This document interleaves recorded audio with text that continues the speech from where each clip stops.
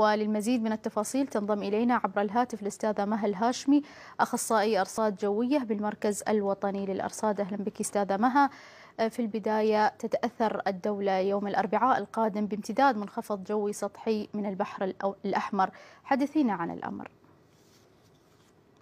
من مساء الأربعاء إلى السبت تتأثر الدولة امتداد منخفض جوي سطحي من البحر الأحمر وامتداد منخفض جوي من الشمال الغربي، ويكون الطقس غائم جزئي إلى غائم أحيانا ويتخللها بعض السحب الركامية يصاحبها سقوط أمطار متوسطة إلى غزيرة على مناطق متفرقة مع البرق والرعد أحيانا مع احتمال سقوط بعض البرد. تبدأ من الغرب ليل الأربعاء وتمتد على معظم مناطق الدولة يوم الخميس، وتتركز على المناطق الغربية وعلى السواحل وبعض المناطق الشرقية.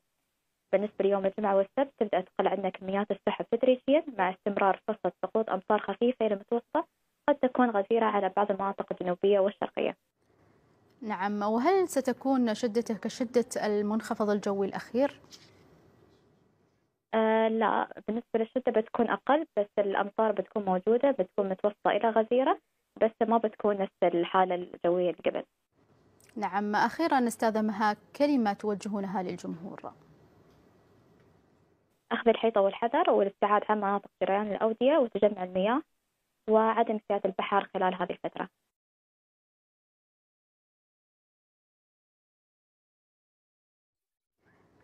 الأستاذة مها الهاشمي، أخصائي أرصاد جوية بالمركز الوطني للأرصاد، شكرا لك.